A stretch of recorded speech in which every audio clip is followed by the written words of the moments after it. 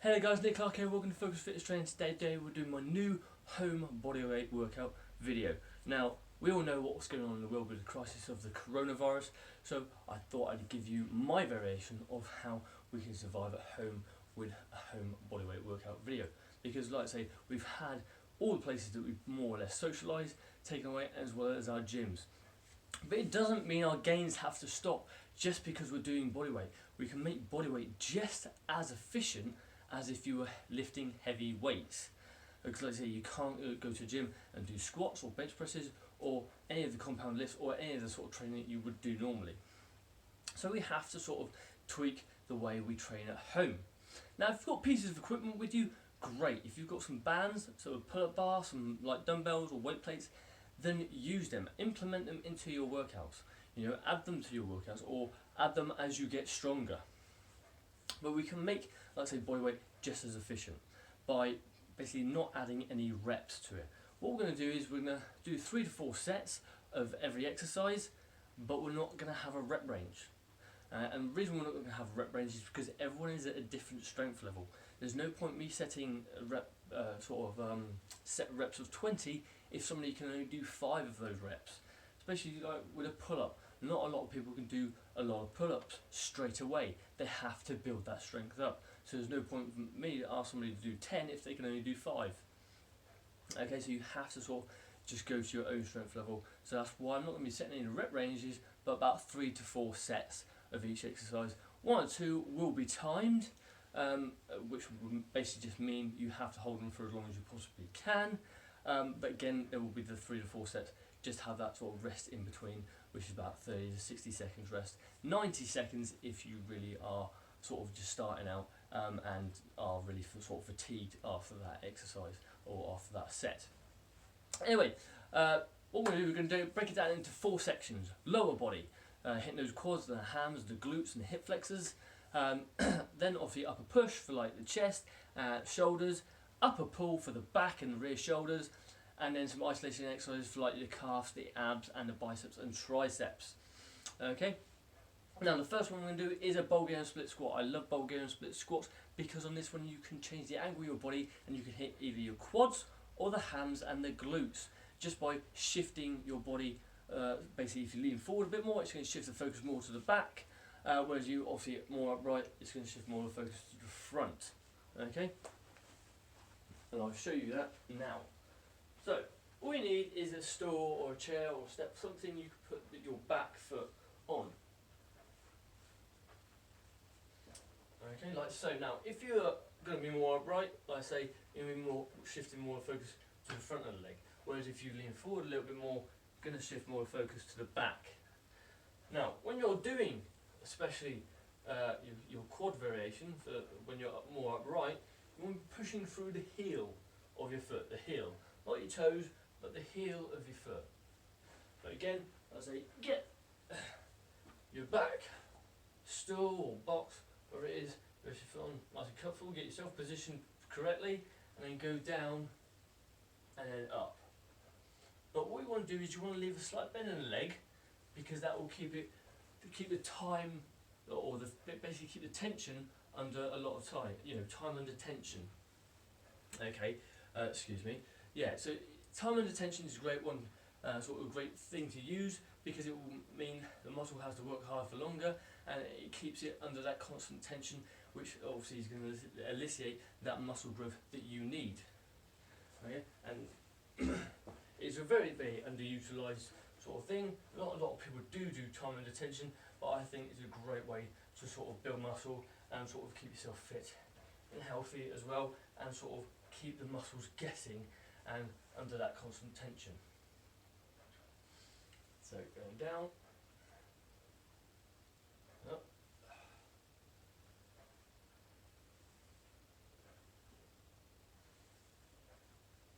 like so. Okay, like I say, I'm not sort of taking that tension off the leg. Now if I lean forward, okay, it's going to shift the focus to my hams and my glutes. Okay,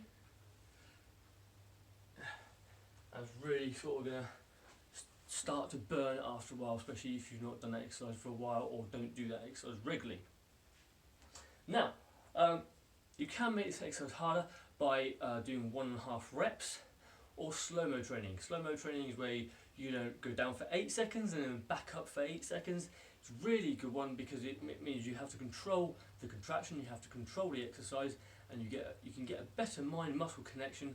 You can really sort of push the muscle to its limit. Okay? But like I say, it's controlled. You have to control what you're doing when you do the exercise. So if you're going down for 1, 2, 3, 4, 5, 6, 7, 8. 1, 2, 3, 4, 5, 6, 7, 8. And again, keeping that tension on the leg. Same if you lean forward, you do exactly the same. And also, before I forget, if you're doing a 1.5 rep range, then you go down, up part way, back down, and then up again, but keeping that tension on the leg. And those I find are great ways to do it. But like I say, time under tension is a great way to sort of like keep the muscles working harder for longer, you know, and keeping them sort of so that they're having to sort of constantly guess and constantly work. Okay. Now the only way to really make this a lot harder and completely superly advanced is by doing it between 2 pieces of furniture. Now if you can do this, then fantastic. If not, then I wouldn't suggest it. But if you want a slightly deeper Bulgarian split squat, you can do like so. Okay, now only go as far as you can, but again keeping that tension on the leg, even if you're leaning forward, and shifting that focus more to the hams and the glutes. Okay, but only do that if you can. Anyway, that was Bulgarian split squats. Next one is glute ham bridges. Now this one is another great one for the posterior chain. It's going to hit, like I say, the hams and the glutes. Okay, so what we're going to do is just position you a little bit better. There we are. Right. Now if you do it on the floor, you can do like so. You lie back and you just lift your hips up like so. Don't let your bum completely touch the floor, just let it tap and then bring your hips back up. Okay, you don't want to be resting there like this. You want to be sort of touch, up, touch, up, touch, up. Okay?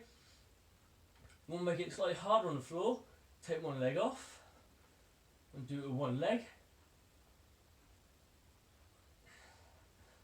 Okay? And if you want to make this really advanced, then you go onto an elevated surface. So get your knees to around sort of a 90-degree angle. Okay. Have your heels digging in to the elevated surface, and then lift your hips up nice and high. Really squeezing the glutes and the hams. Really sort of like consciously contracting them. Like so. Again, tapping the floor as you hit it, and then coming straight back up. And then to make it harder, take that one leg off and start working unilaterally.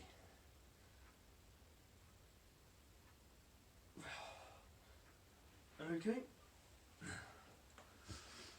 and that is how you do your glute ham bridges. And plus, your glutes are the largest muscle in your body, so they should never be neglected in any way possible, because they're going to help with that lower body movement and obviously explosiveness as well. You know, like I say, larger muscle in the body, so do not neglect them. You should never neglect any muscle at all, ever. Moving on is wall sits. Wall sits I find is a great one for isometric and eccentric sort of overload, because this one is going to be more timed. So you're going to be sitting against the wall at a 90-degree angle, but you're going to have to hold it there for as long as you possibly can. And because you'll be in a static position, that's going to be working your isometric strength, but you're also going to have to work on the eccentric strength, because you're having to hold, trying to stop yourself from lowering too fast. Alright, so it's going to be a great one for those sort of two areas of contractions. Okay, so if we move over here, right, so like I say, get a wall, a door, some flat surface you can lean against, slide down to about 90-degree angle. Okay, you want your knees and your toes pointing out slightly. Okay, do not rest your hands on your legs because that's cheating. Okay, keep them away and you just do this. This is what you do. Hold it for as long as you possibly can, but bear in mind you will feel this in your quads. You will feel it start to sort of burn and sort of build up after a while. Your legs will start to quiver, and then you'll have to get to that point where you sort of start lowering. You'll feel yourself low, and then you'll get to that point where you can't stop yourself from lowering, but you have to try and hold yourself for as long as you possibly can, and then lower yourself down when you can't hold it for any longer. But like I say, that's going to work on that isometric strength and the eccentric strength as well. But I find that's always a great one to add in to any sort of exercise. The only way of really making that harder is by doing a sort of freestanding warrior stance, which is non-wall assisted. Okay, so if you want to try it that way, that's completely fine. If you prefer to do the wall sit, then go for that variation as well. Okay, our next one is called lunge squat jumps. Okay, so you'll be jumping to a lunge, then to a squat position, and then back into another lunge. Okay, so what we'll do is we're going to jump into a squat, lunge, squat, lunge, squat, lunge, squat, lunge, squat, lunge, squat. Okay, now for lunge squats, you can make them a bit more explosive, a bit faster paced, sort of really get the heart rate going in that one. But these ones again are good because, a bit like with the Bodyweight split squats, your legs more or less constantly bent in the whole position of the exercise, apart from when you're jumping. Okay, but again, there's very little where they're straight. So again, you're keeping that time of attention, which is great, which is again sort of going to keep the muscles consistently working, consistently under tension, so they have to sort of adapt to what you're doing. Okay, I find that's a good one to do, but again, you can get good at sort of explosiveness out of that as well. Okay, but that obviously was for your lower body. Now we're on to upper push. Okay, so we're going to change the position again. Okay, so you can see me. Now, first one is push-ups. I find push-ups are great for overloading the chest. Now, even if it's just body weight, but you can add sort of things to it like bands, weight plates, or have a significant other or your kids or something. Sit on your back if you are particularly strong. Okay, but if you're starting out, then you want to be sort of getting in the right position. Plug all the energy leaks, so like keeping your abs tight, your glutes tight, and also your legs tight.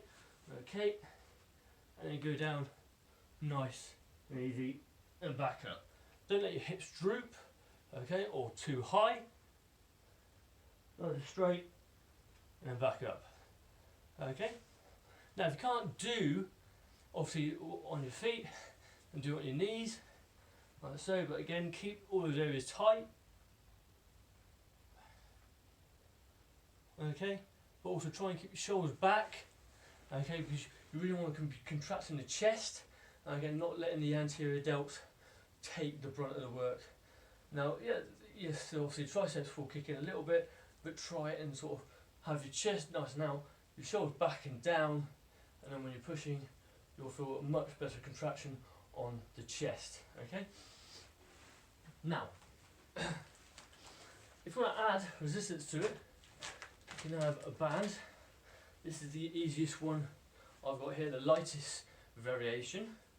Okay, so clasp your hands round it, okay, and then go down and up, down and up.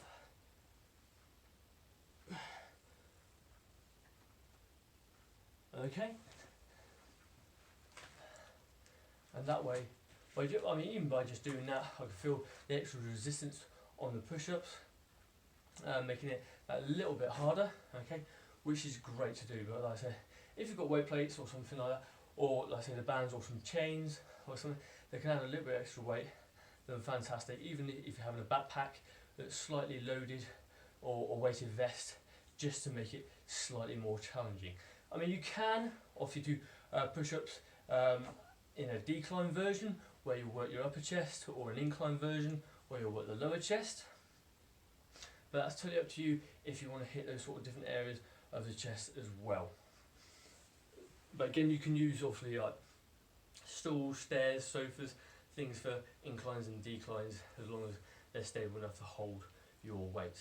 Okay, and the next one is called archer push-ups. Now I like this one because it works the muscle fibers slightly differently and really does require the chest to sort of activate and give it more muscle growth.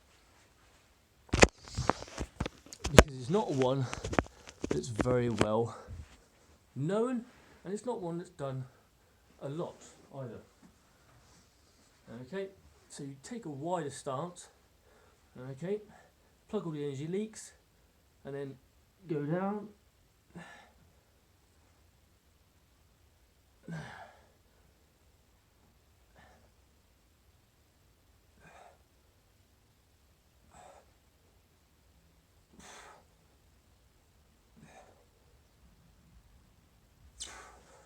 Okay, so as you can see, it gets hard. It is a very hard exercise.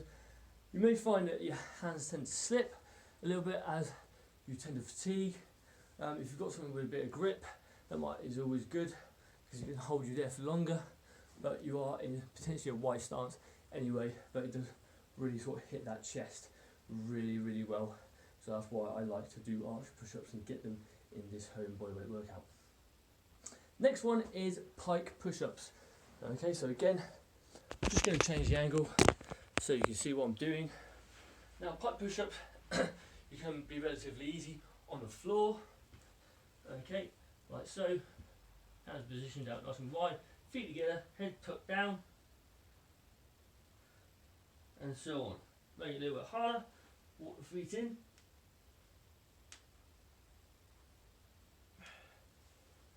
Okay, and they're your sort of slightly easier variations and slightly harder for the floor. If you really want to maximise and progress the exercise, then you need to do it on an elevated surface. Okay, this is what we're going to do with the stool. Okay, get yourself positioned correctly, and then tuck your head down, and off you go.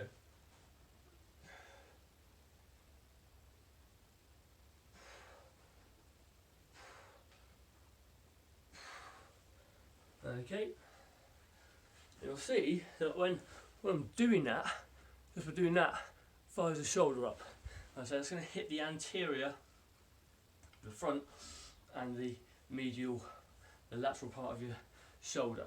Okay, so that's a really, real great one to do, and it is actually a slight progression to a handstand push-up. So if you do a handstand push-up, fantastic. Or if you're working to that, then obviously you go for that. But I still find a pike push-up still has plenty should still basically be into your bodyweight workouts, because I find it's still a great one that can challenge your body as you go. Alright, next is over here. Okay.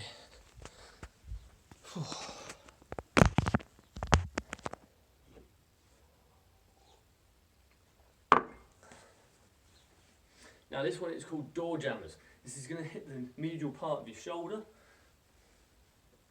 Basically you want your wrist, this part of your wrist here, on the door frame. Now, it doesn't matter which way you stand in the door frame, just depending on where you are at the time. But you stand there and you push. And you're trying to basically push the door frame apart. You're trying to break through it, okay, or even widen it. You know, just imagine yourself pushing yourself through the wood frame of the door. Yeah, push, push, push, push, push, push, push, push, push, push, push. Yeah, and this will light up your shoulders. It can be a good party trick sometimes as well. because it really fires, I'd say, that medial part of your head on the shoulder.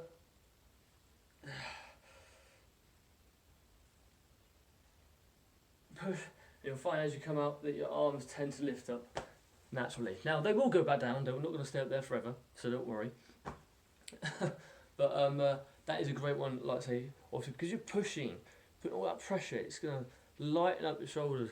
Just like so, when you do that, you see the shoulder just fires up just by doing that, just by sort of like tensing it like that way. When you're doing it against the door frame for a sort of period amount of time, because again this is a timed one, it's not it's not going to be for so many sort of reps or it's just for as long as you possibly can hold that contraction. Okay, again 3 or 4 sets, but for as long as you can possibly hold that contraction. Okay, but that was your upper push. Now we're into the pull. Okay, now if you've got a pull-up bar, fantastic. Do pull-ups. Make sure you get some pull-ups in there, even if it's just 1 or 2. Increase your strength, or you can use a band. If you've got a band, you can tie the band around the bar, and you can improve on your pull-ups. You can have assisted pull-ups. You know, assisted pull-ups are great to sort of build your strength up if you're trying to get better at pull-ups. And pull-ups is one of the basic kings of back exercises. Okay, so get your grip that you need, and then pull yourself up. Okay, when you're doing it, make sure that you pull with your lats, and sort of try and push your elbows into your back. You don't want to be pulling with your biceps or really your forearms. You want to be sort of more doing it with the sort of lats, the wing muscle that wraps around your back here. Okay. So if you've got pull-ups, then make sure that you do pull-ups. Now, next one is a unique one. This is if you don't have a pull-up bar. Okay, called rack pulls. Now you have to do it on a sturdy surface. If you haven't got a sturdy surface, then don't do it on something that's going to break.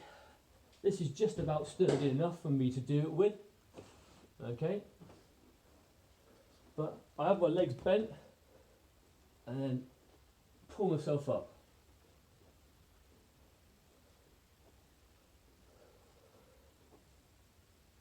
I can get my elbow behind my back, like so,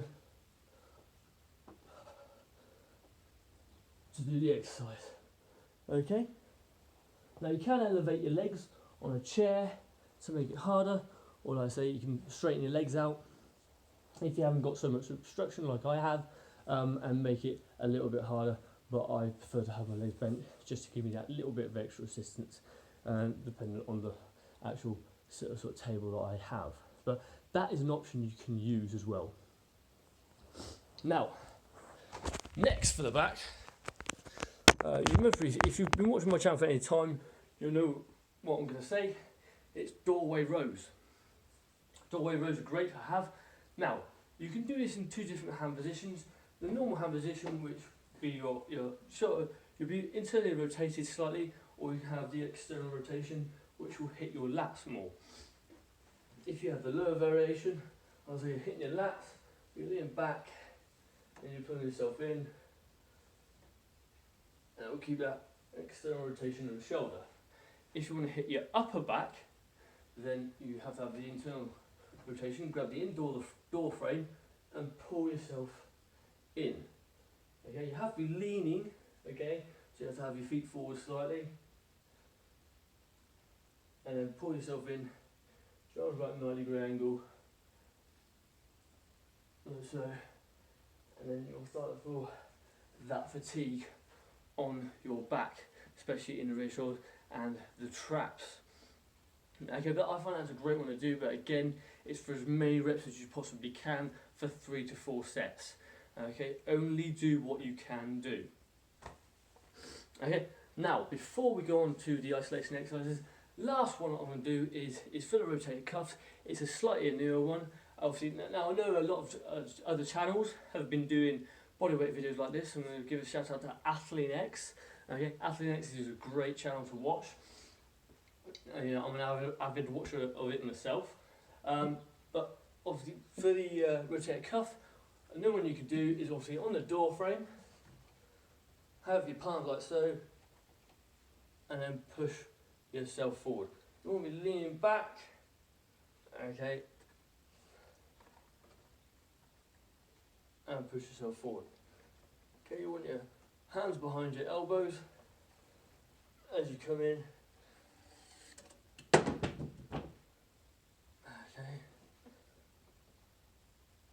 That wasn't really meant to happen, but there we go. But yeah, that is obviously for the rotator cuffs. And and you should have corrective exercises in all of your workouts because those rotator cuffs are very, very important to work. But that is obviously where you can do a doorway rotator cuff exercise and work those sort of rotator cuff muscles. Okay, and it's a completely body weight. I say obviously just sort of put your hands, your palms on the frame here, like so. Okay. I'll only go as far as you can go. I mean, don't try and push yourself too far past the point where you can't do it, but just do what you can do if that is possible. Okay, now onto the isolation exercises. Now, the first one is for biceps. Biceps, you need to do some sort of variation of a curl if you are working your biceps. Okay, so what we'll do is we'll take you back over here.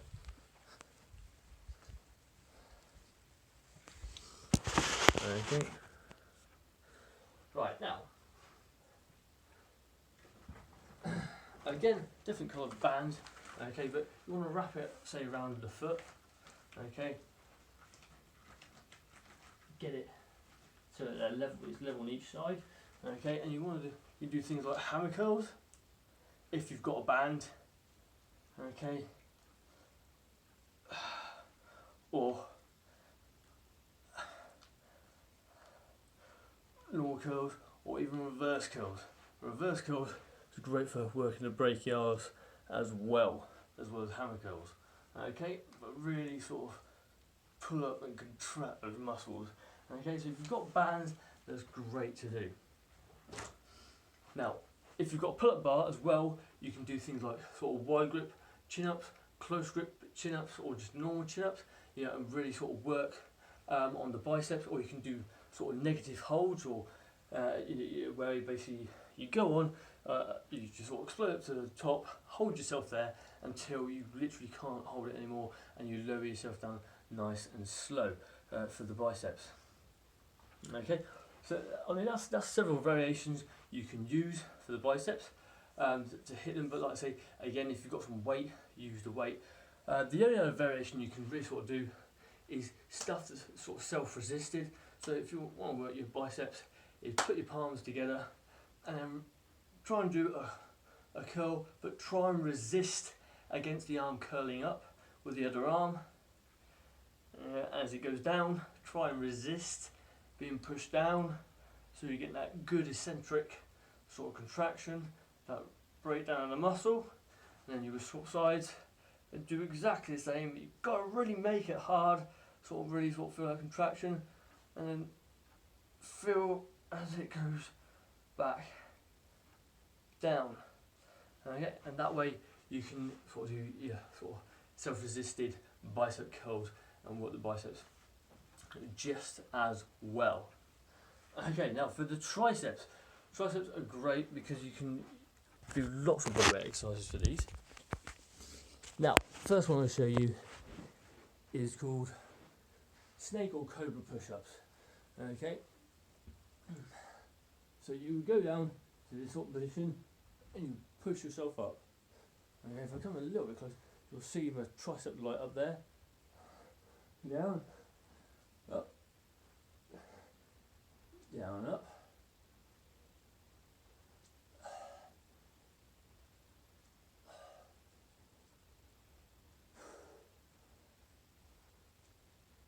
Okay. Right, so now I find that's a great bodyweight one to do for your triceps. It really sort of hits that sort of meaty part of the tricep, really sort of gets it pumping. Like I say, gives it a great pump anyway, but it's really going to do some great sort of muscle building for you in the days to come, especially if you're implementing that into your exercises. Now the next one is going to be for hitting, basically, let's come a bit closer, it's going to be hitting the medial part, or sorry, the inner part of your tricep, because the inner tricep doesn't get hit a lot, and this is going to be very similar to the exercise we've just done, but your hands are going to be outwards instead. So if you've got some dumbbells, or you just have to use your hands like so, what you do is nice and wide, and then you're going to arch yourself up and really push, sort of like try and push them inwards, okay, as you do it, really sort of push, you push your hands out a little bit.